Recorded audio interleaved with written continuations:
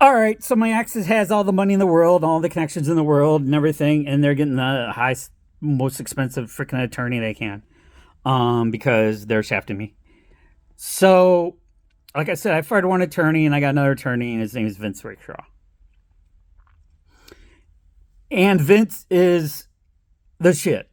No joke. He is the shit. When he showed up for court, everybody would go up to him, hey, what's up, Vince? What's up, Vince? What's up, Vince? What's up, Vince? He was the Bulldog. He's like, here's what I want you to do, Kevin. Go back into the house. It's still your house. Cops are going to come. Your wife is going to cry.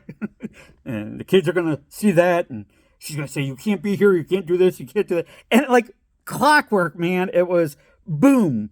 Mr. Berg, you left your place or you abandoned this place. I'm like, I didn't abandon anything. I go, you see, my name is still, I go, look at my license. It says 661 Roseway. I go, I still live here. I have a right to live here. And she just want to kick me out, after I tried to kill myself and I said, I'd go to the crazy house and you can't come back home. Well, social worker said, no, he really can come back home. That's illegal. Yeah, that's illegal, so that's not right. But anyhow, be that as it may. So sorry, I was just remembering when my ex was scared, screaming at the top of her lungs, and her kid was telling her to be quiet because she was threatening killing me. Good times, baby, good times. So glad I married Jewish. Anyhow, what was I gonna say? Oh yeah, so I go to Vince. I'm like, Vince, I don't have money, man. I go, I have a title to the pilot, So I gave him the title of pilot, and he's like, it's 100 and some thousand miles. So he's like, what the fuck's this for? I go, it's got new tires on it. It's worth at least $600. He's like, keep your fucking pilot. I don't care. We'll work out some kind of deal. One thing he did have was like a miniature Titanic with this big, like shoulder big, and it was on his like vestibule or whatever you want to call it. Oh God, am I old? It was on his shelves. And I go, is that the Titanic? And he's like, yeah. And I'm like, karma? So anyhow, I walk in there and he's like, okay, what's going on, Kevin? And he was worried about my mental health. Go figure, right? So he's worried about my mental health. And he's like, you're okay with not being part of the society group or whatever. I'm like, what? He's like, the group, society, your brethren, the tribe. And I'm like, you mean other Jews? And he's like, yeah, other Jews. And I'm like, why are you asking me that? He's like, well, I had a friend. No, he had somebody he was watching, actually. And couldn't take the heat. And so he got, because everything was involved around Judaism and everything else like that. And exactly the opposite of myself. And I'm like, no, I'm not going to offer myself, man. I'm not going to offer myself. Then he went to another guy. He was like, yeah, this guy I got a call from a wife. He's like, a couple weeks ago, her husband's saying he's going to kill himself because they're getting a divorce. And I go, and so I had to go over there. And he goes over there and he's like, whatever. And he's like, I'm going to kill myself, Vince. I'm going to kill myself. And they're like, why? She's breaking up with me. I can't do blah, blah, blah, all this. And he's like, no, you're not. You're not going to do that. And he is a man of character. He was a man. He really did feel and understand and work with me, and he answered my calls on Sunday and Saturday night and bullshit like that. And I cried with him and I laughed with him and I cried with him, and he listened to me, and he's like, you're a good looking guy. You can go get any chick you want, And he'd be like, oh, you can come over and make a peanut butter and jelly. Who the hell cares? Because my ex was, blah, blah, blah, blah, blah, blah. You got to do this. You got to do that. Got to do this. Got to do that. On top of trying to prove my sanity, paying for that out of my pocket from another psychiatrist. And then she wouldn't let that psychiatrist even sit in my surveillance while I was visiting them, which she would give it to the judge and say, okay, I watched him in their surveillance and he was doing really good and everything like that. And, I watched him in that kind of setting and he's doing really good and everything, he's coming along. And she said no to that. I remember that. I remember my shrink said that. She's like, do you know your ex-wife said no to that? I'm like, yeah, that's classic. I believe it. Anyhow, so Vince is like, I go over to this guy's house and he goes, pounds on the door. He's like, John, you're not going to kill yourself. You're not going to fucking kill yourself. Don't be a dumbass. And he's like, oh, yeah, it's over, man, it's over. So he finally gets to talk to him. And then he puts his gun down. And Vince's new guns, like, big time. He's like, is this fucking nickel plated?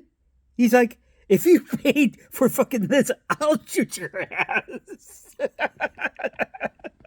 So he ended up keeping the gun. And I go to the office, and he's like, all right, I just want to tell you a story that, there's some guns very close to you. And I'm like, what? He's like, that nickel-plated gun, I took it away from him. It's in the drawer next to you. And I'm like, the fucking, looking at that. He's like, so you're not really worried about, the family, society, and all that? I'm like, oh, hell no. Oh, hell no. I told him the situation and stuff. I want to be with my boys and everything. And how, all the games are being played. And he just sat down. He told me exactly what to do. Go back to the house. House is yours. Cop's going to come. She's going to cry. I told the kids, hey, look at the police. And I got the house back, but it didn't. I mean, it was a moot point, really. I didn't really feel like it was my house anymore because it really wasn't my house ever, to be honest with you. But so, and that was my relationship with Vince, how it started. I told him, and he's like, "Are you working?" Yeah, and they fucking try to get like $1,500 a month because I was making Mac money at that time, and unbelievable. And then she wanted me to pay for mahogany furniture. I mean, just so much bullshit. It's $8,000 because I said you could get them furniture. She's like, you got to pay for this. I'm like, no, I'm paying $8,000 mahogany furniture. And I saw him because she let me actually talk to them on FaceTime. And she had an iPad. She didn't tell me for a long time. And so I couldn't communicate with him like the kids did with everybody else in the family. And not that I was biased or anything. So I'm like, what is that bed? And they fucking end up buying it. I couldn't even see my kids. The bed was like a king size, like for like a 4-year-old. I'm like, seriously, Sherry? You bought him that? I mean, come on. But anyhow, whatever. Right now I sleep on their 2 twins that I got them that almost did not meet her expectations. Anyhow, that's my Vince story. And he was a mensch. I think my dad wanted me to hook up with someone that had balls to go after what I was entitled for. What I really needed. And he was a good guy. Very good guy. He'd take the shirt off your back, talk to me all the time, and he was known, man. He was the shit. Like I said, stuff from the presidents and everything on his wall. Yep. And he knew everybody, like higher up in the government and shit. But anyhow, that was the Vince story. And Vince always said, and even I think he did kind of flirt with my ex's attorney. And he's like, he's like, I got a son that's, this old. And they're like, oh, you don't look like you would have a son that old. You look like you have a son older. He's like, oh, it was a fine, what did he say? It was a fine case of Chardonnay in a hot tub or some shit. That was his whole thing. Sorry, Vince. He always said that.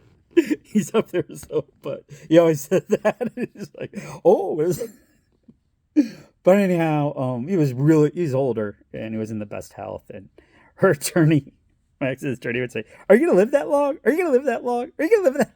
I'm like, "Give the guy a break, man." He saw me and he's like, I got ties older than you." He saw her and he's like, "She was in school when I was practicing for like 20 years." My ex's attorney. I'm like, great. But anyhow, that's not here nor there. Probably get sued, whatever. Fuck, I don't know. What are you gonna go for? You're gonna get recliners that roll their shit. Like, I don't care, whatever. Okay, that's it.